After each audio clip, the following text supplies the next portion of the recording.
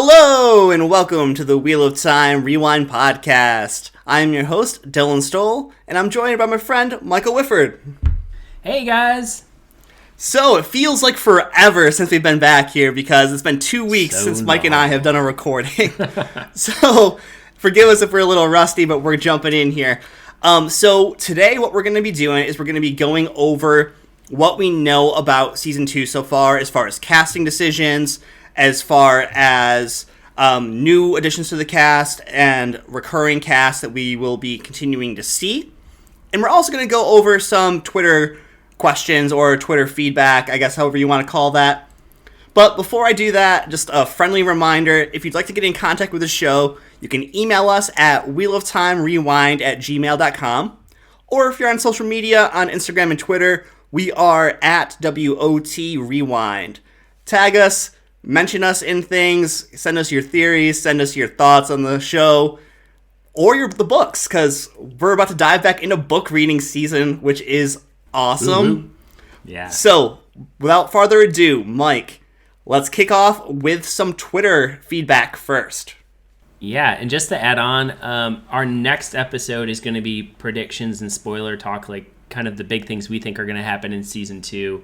Just very broad right now, because obviously we don't have tons and tons of information, but it's going to be kind of our theories for what's going to happen. We've already gotten a couple on Twitter, and so if you want to share those predictions with us as well, I'm not reading them until after I've made mine, finished writing mine. Yes. So I apologize if I don't respond to you. I'm just doing it because I don't want to see yours and let that influence anything I think. Exactly. I want to go in with my own thoughts. But that being said, we do have some responses on Twitter, and we have an email I had to get back to as well. Ooh, fun. And I know it's been a little bit, but we'll try to get through this. So we're going to start over here on Twitter. The Reanimated podcast sent a response to us, which was so great. So they were responding about episode 8 and kind of talking about that. And so I'll just read through this. His point was that he wished that the Green Man and how are you going to say these? The two kind of janky Forsaken, Agenor and Balthamel, thank you, were so iconic. The Green Man was the conduit to the past, and even though they aren't featured all that much in the books, they're just a really cool part of the lore, in their opinion. The two Forsaken are good as low-level boss fight villains, which worked well to reveal Rand's power and hint at the weakening of the Dark One's prison. For some reason, those scenes in the book stayed with them all over all the years. And he said thank you to us. And he agreed with a lot of what we said as well. I have to start off by just saying, that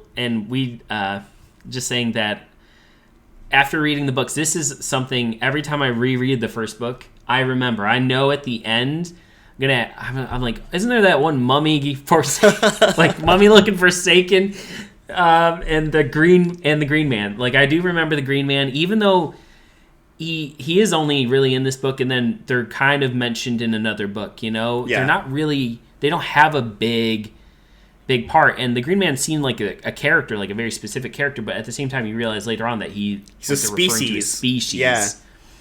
And that's really neat and such an interesting part of the lore that has been lost in the show adaptation. But what are your thoughts, Dylan? So I just want to say I agree, because there's some really cool scenes at the end of Eye of the World, especially involving the Green Man and him taking on one of the Forsaken. Yeah, which is really pretty cool. Sweet. So the Green Man, he's basically like a giant ent, basically. A little bit different, but they're called like the Nim or whatever. Am I off base in that? I don't remember the name. I'm gonna be honest, I don't remember the name. Yeah, anyway, so they're like a whole like Green Men. Yeah, the whole like species of basically mystical beings, not really involved in the main continuity in Wheel of Time here, but still fun. And I thought it was a good thing in the book to include a low-level boss fight against Agenor and Balthamel, because that way it's not just Rand going out there showing himself to be the equal with no training against like Ishamael or against the Dark One right off the bat. It was against a low-level boss, and then after that practice, he went on to go and fight Ishamael. Yeah, and he had to use the Eye of the World, which was Right. this huge tankard of power, basically, just pure one power. And he used that all up to defeat them. Right. And Yeah, Alex, and I think that actually leads really nicely into the next email or Twitter feedback piece that we got. Yeah. So this was from Matt Scoot. I think last time I said Matt Scott, and I was thinking like Michael Scott Paper Company, The Office. So apologies, Matt.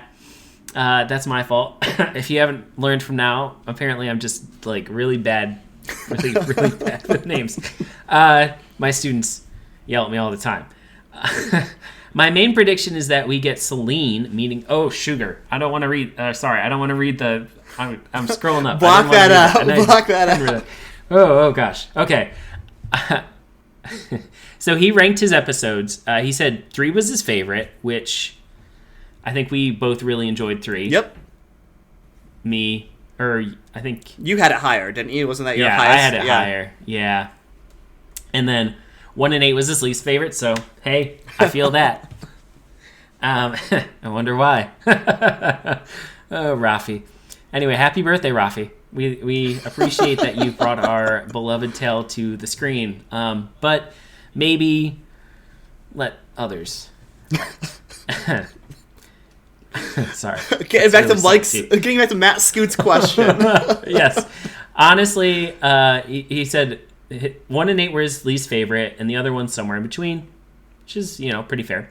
Honestly, the only characters I even connected with were Matt, Fane, and Valda. They were, Matt, Fane, and Valda were fabulous. Matt was, honestly, the actor did a fantastic job. All the casting really did an excellent job. Yeah. The show does an excellent job of casting, which is literally what he just says. But the writing and CGI leave much to be desired. Personally, I didn't like the stroll through the Blight in the final episode.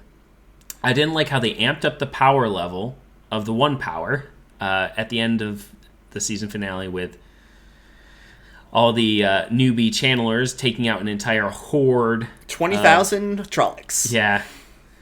He didn't like them using Nynaeve dying, and he put that in quotes, as a fake out. So that was kind of his feedback on that. And I was kind of giving my response to that as I was reading it. But I'd have to agree, especially with the power level. Like, I know we talked about that, and I've been trying to justify it. Like, that's just who I am. I try to look for reasoning, and I try to play devil's advocate because I want to see things from other people's perspective and, like, try to understand. But this, 5 against 20,000, like, no. Yeah, and so, like, no. I was telling Mike before the show here that, like, we read this, and I was like, yeah, that makes total sense. I'm in complete agreement with it. But, like, if the women had their own Sa'Angreal, their own Angreal, or another place to, like, draw from other than the little trickle of the 2 women at Faldara, the little trickle from the main woman there that held the circle, Amalisa, and then the pools of Nynaeve and Egwene. Well, in the books, we have Rand, who is stronger than both Nynaeve and Egwene, and as we know, a circle does not multiply your power, it just kind of amplifies it a little bit more, so it's not like Nynaeve times Egwene, or Nynaeve plus Egwene or whatever. But anyways, like, Rand had to use the Eye of the World pool of Saidin to defeat the Forsaken that he fought in the books there. So being able to have these people with no training really take out 20,000 Trollocs is a little crazy. But again, we've already established how we feel about episode 8 there, but definitely in agreement with you there, Matt. It would be kind of neat if in season 2 they show that maybe Moiraine gave them an Angreal. I don't think they'll do that.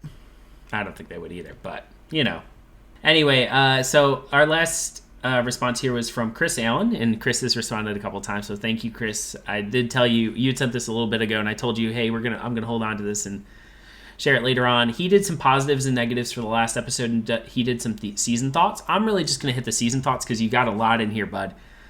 So, season thoughts. He is pretty good with most of what they did to bring the story to the TV series so far. He thinks they did a much better job of building relationships than the books did initially, other than the thing with Perrin, Egwene, Layla.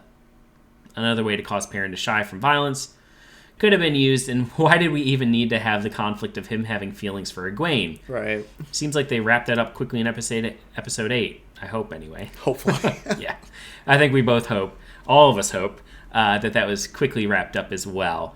Not a big fan of the exaggerated arm waving when using the one power, but I like how they showed the channeling, especially the corruption sliding over top of the male channeling. Although I don't think there was enough of an explanation for who can or cannot see the channeling. I think that's true. Yeah, and I think that's difficult too. Like, he is more here, but I think maybe it's better if we hit it like as we go. I think that's a good point, and I think it's difficult, especially with the visual medium. Like, who can see it, who can't? It would be cool if you had like even just like maybe next season female Aes Sedai walking around, and then like some of the male power is like weaving in around them, and they just no idea, and then it's just like they're trapped in some way, shape, or form. You know. So it's almost looking like these tentacles, and it's like right around them, about to wrap them up or something, and they have no idea. And then it just grabs them, and then they're just like, "What's holding me?" And they're trying to like. I think then maybe that would help try to start to distinguish that, especially when, you know, oh gosh, later on in the book series, if they ever get there, and you know, how are they going to differentiate the two? Yeah, I think that is a good question to ask, but who knows? I still don't think it makes sense that the girls might have been the Dragon Reborn. That it could be a female just doesn't fit in the lore of this world. I'm not going to get into all the woke complaints I've heard, but like I mentioned earlier, making the audience think it could be one of the strong female characters for whatever reason they did this, and then just returning to the trope of it being the one generic white guy, could be a bigger disappointment than it if from the start saying that the lore that the Dragon Reborn was a man, and that is why he'll be reborn as a man, and that's really scary because the male half of the power is corrupted. Agreed. I think Agreed, yeah, 100%. I'd agree with that. Yeah, you're right. It like, oh, it could be a woman, and then like having like this, and they didn't. I feel they didn't flesh that out enough either. It was kind of dropped casually, and I feel like again it was Yeah. just done pointlessly. They shouldn't have said that. They should have just made it true to the book lore because they ended up sticking with Rand as the Dragon Reborn. And if they were going to do that the entire time, which they always were, why go through all the pains of doing this when you already see how strong these women are? They don't need to be possible dragons. Yeah, and the thing is too is they never went over like the ramifications if it is a woman. Right. Like if Siuan had said some things to them because she believed that one of them was the Dragon Reborn, Egwene and Nynaeve, when she met with them, like that could have been a really interesting conversation that fleshed that out even more. Like if one of you comes into like whichever one of you is the dragon, and you may know or you may not, like however that conversation went, like this is what you're going to need to do when you get to the Eye of the World. And then all of a sudden, flash forward to that conversation between Rand and Maureen, where he's like, "Oh, that's why you had Egwene go, because you thought she was the dragon. So did I." Like, okay, and now you're starting to see like you really are able to piece it together and like, oh well, they weren't expecting him to be, or they didn't want him to be, was the thing. And maybe that was part of the conversation too. Like one of maybe Egwene or Nynaeve would be like, well, what if we're not? And then maybe Amerlin's like, we're hoping for the best and we're preparing for the worst type of situation. Like we're hoping it's one of you because then you're not going to go mad and like you can save the world. Yeah. But really built that up and made it interesting, and they just didn't. And I know they, time and all this yada yada yada, but at some point, if you are going to do it right. Exactly. And that's my biggest thing is, like you just said, timing can be used as an excuse for anything you want. But at the same time, if you don't have enough time, then don't make the show. So we got to get quality here. So that's at least what I'm hoping for in season 2. But moving on to the next part of his question, or are we good? He's got 4 more, but the last 2 were pretty quick. Because of the whole who is the dragon mystery, I think we lost a lot of background setup. Which is kind of what we were just talking about. They could have made things much less confusing for non-book readers. I do have to admit, though, the episode 7 payoff worked for me. Yeah. It was, like we said, it was a good reveal. Yeah. Like, honestly, the flashback through all that was really great. Yeah, that was one of the better parts. Yeah. Amazon really needed to give Roth the extra 2 episodes he wanted. Agreed. Honestly, yep. That probably would have helped. And hopefully next season we get 10, even though a lot of people are saying, oh, it's 8 episodes again, because they're just going off of what this season was. There was just not enough time to build a world and cover this much of the story in 8 hours.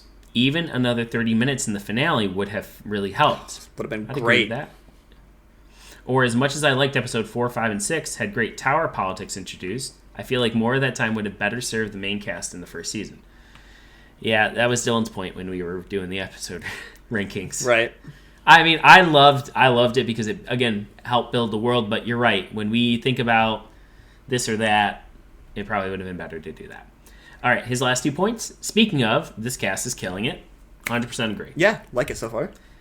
And Maureen is not stilled 100%. Oh, yes. We're all in agreement now about Moiraine not being Shielded. stilled. She's shielded and tied off. Yeah. And I think it's really interesting that they talked about how she's going to... Oh, I'll save that for the season. Yeah, we'll save that for season 2 part. All right, and then he just said Happy New Year's to us. And Happy New Year's to all you guys. Yeah, he's very much enjoyed sharing this, sharing his thoughts with us and listening to our podcast, and to keep it up. Thank you so much, Chris Allen. So we look forward to hearing more from you later on. All right, now jumping in. Oh, yeah. So that took a bit of time there, but season 2 release date and some conflicting news here. All right. So, I mean, you know that Wheel of Time came out this year in November. So, I mean, logically, you're like, oh, it's coming out next year in November, right? Maybe not. Yeah. So we have Amazon's Lord of the Rings series, which we're both also really excited for. Big Tolkien nerds here. Oh, yes. A little bit. Enough to get tattoos of it on our bodies. Yes, enough to get tattoos of it on our bodies. And I don't have a Wheel of Time tattoo. Yes. But Lord of the Rings will be coming out on Amazon Prime in September 2022. So September this year. So that's really exciting. But if we think that Lord of the Rings has an 8 to 10 episode season, because it has a bigger budget than the Wheel of Time does. So yeah, but I agree. Very well. 8 to 10 episodes is what I would expect. I wouldn't expect it to be longer than that. Yeah, and even if they really drop the first 3 like they did with Wheel of Time. Yeah. Even if they started at the beginning of September, you got to think like 3-4 weeks. Well, it ends in October, right? Well, end in October or early November. But then are they really going to jump straight from the end of Lord of the Rings into season 2 Wheel of Time, or are they going to want some time to let it breathe a little bit and let people catch up on it if they don't watch it right when it comes out? Yeah. But what that means is talking about a potential pushback for the release of Wheel of Time season 2, which unfortunately right now is looking like it will either be like December 2022 or possibly even early 2023. There's been no firm commitment to when this will actually come out, and the feedback from the Amazon executives when they've been asked about when is season 2 coming out, it's been, oh, it'll come out when it comes out so far. But that they want to give Lord of the Rings its own time, because this is obviously the one that they invested even more money into. Mm-hmm. Which, I mean, rightfully so. Lord of the Rings is much more recognized. Like, it has a recognizable name.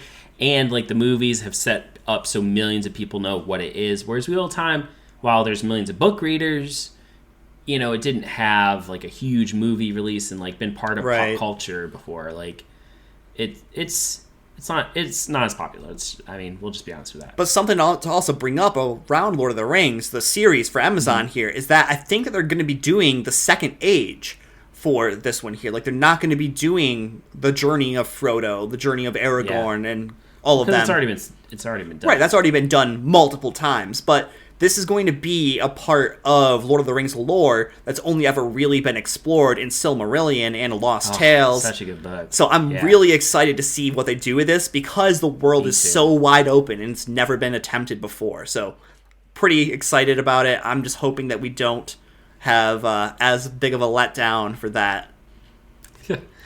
Yeah. Well, depending if they push back Wheel of Time, maybe we'll end up doing some of the Lord of the Rings LOTR stuff here. Yeah, we'll see. We'll see how we feel about that. No commitment yet. I do have the quote, though. So TV Line, this was an interview with TV Line back in December. and they said that they had an opportunity to run like back-to-back next year with Lord of the Rings prequel series, and I forget who they were interviewing. I saw it and just lost it, but I want to stay here. He said, we're going to be very thoughtful about how we release these shows. In our minds, they're very different shows, but we are cognizant of our genre fans, and we're excited about the collection of content we have.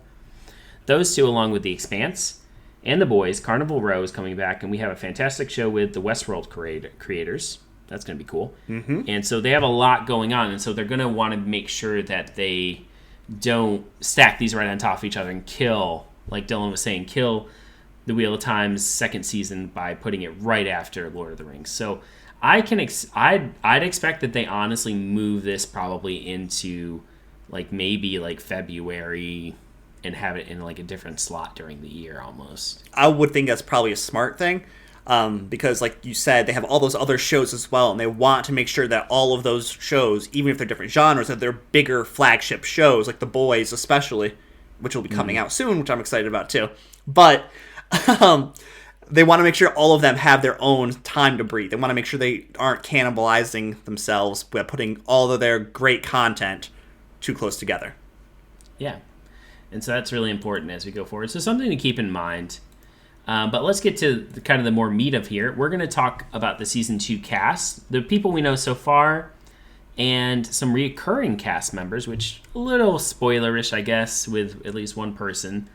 But I don't think it's that big of a deal. Yeah, I mean, we're just announcing it. It's already out there for the rest of the world to see anyway, so we're just going to talk about it. So, Mike, why don't you hit us up with our series regulars first? Yes, so obviously Rosamund Pike as Moraine is coming back. Daniel Henney as Lan. Joshua Stradowski as Lan, and then Joshua Stradowski as Rand. Leonon Rand. Madeline Madden as Egwene. Marcus Rutherford as Perrin. And Zoe Robbins as Nynaeve will all be returning. And I'm glad Dylan gave me this job to mispronounce all of your names. That's why I did it, man. That's why I did it. Out of love. So Sophie Okonedo as Swan. Kate Fleetwood as Leandrin. Kay Alexander as Min will likely appear. I mean, I think we can just say they will. I'm pretty sure she'll return, yeah. And then here are some of our... I'll get to the other ones that were just announced, too, that are coming back. So we also have Guy Roberts coming back, and he played Uno. Ooh, so, no. Slight spoiler. Ooh, no.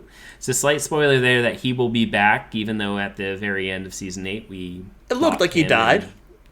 Him and Loyal were dead. I guess. But also, so is this going to be confirming that Loyal's coming back as well? I know that Rafi said Loyal's coming. Yeah, he's coming back. I mean, come on now. That would be just to introduce him to kill him off after he did nothing. Ugh. Oh gosh, no, I'm sorry. Yeah, so Uno's not dead. Uno will be back, and so that's kind of cool. Yeah. Yeah, and so we got some new cast members. So I'm going to go over the ones that we learned about earlier and we did an episode on earlier in our podcast season. Yeah, I guess our podcast run, yeah. So you have coming in... Oh, let me backtrack real quick here. Obviously, there is a big new face and someone not returning. We're going to be getting Barney Harris, who will not be returning for the second season. And so who are they bringing in? Donald Finn. And so Donald Finn will be playing Matt. And so that'll be an interesting transition. Donald Finn is coming from The Witcher. So we'll see how he does. I mean, The Witcher's good. So yeah. It's not the love, right? And some new cast members here. We got Sierra Coveney, who's going to be Elaine Tricand. Excited to see that. I'm excited to see that. And I know some people are really upset because, she wasn't introduced in season 1, but hopefully with her hopefully that saves her some. Being introduced in season 2 when they have more time and hopefully a little more money there to flesh out more things. We also have Natasha O'Keefe and Mira Sial, and they're undisclosed characters. And we're speculating on 2 possibilities, right? So we're thinking that one of them, I think it's Mira, is going to be Varen. That's the guy. Yep. And Natasha O'Keefe, we're kind of conflicted on. We're either thinking Lanfear or Elida. And yes, I was going to say something else, but I don't want to be spoilery, so I'm going to not. Okay, and you know what? I'm thinking more not Lanfear. I'm thinking, what if it's Selene? Oh, yeah. So yeah, that'd be another possibility is if it's Selene. But what else do we got, Mike? So our next actors here that were cast, we have Arnas Fedorovicius. Oh gosh, and Greg Chillingarian. I'm sorry, guys. Listen, Arnas and Greg, you guys are wonderful people. I'm sorry. If you tell me your names, I will learn to pronounce them. Anyway, so Arnas is going to be Masema, okay, the quiet and intense warrior who served Lord Agamar. Ooh. And Greg is portraying Inktar Shinowa, a lord and soldier from war-ravaged lands. So they didn't specify that he was from No. Faldara either. Okay, wonderful. Correct. Which they shouldn't, and I'm wondering how they're going to say Masema survived. Right, Considering all the men went and got slaughtered. I don't know, maybe they'll say he was like a messenger that Agelmar sent out because like he did like mention, put these in the ravens or whatever. And so maybe they did the whole thing where they send the bird, but then they also send one messenger riding on a horse to go and deliver. That's fair. Yeah. So that's going to be our cast members we know so far. I mean, we definitely could get more information later on, and I mean they're shooting right now. Yeah. Yeah. So very, very likely that we already have more. They have more information, obviously, because they know. But still exciting that we're getting Lord Inktar and Masema, and honestly, I'm glad that they didn't kill off Uno. Though we've already talked about how silly that whole scene was in season 8, even though it was cool with the fades. But yeah. All right, I think that's all the casting news we have, and right now that's all the information we have on season 2. So yeah, what we'll do is, like Mike said at the start of the episode, next week we're going to be putting out a much more entertaining episode. We're super excited about this one. Yes. It's going to be us talking theories and spoilers. So cover your ears. Don't share with your non-book reading friends, or share with it and rock their worlds. Because we're going to talk about so much crazy stuff next week that I'm excited for. Yeah. And I don't know if we'll start with y'all's predictions or if we'll end with them, but they'll be in there.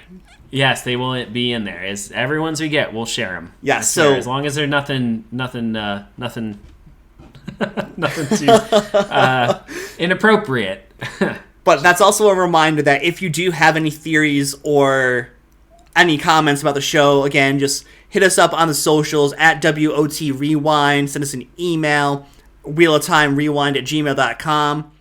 Otherwise, we'll see you at the next turning of the wheel. Goodbye. Bye.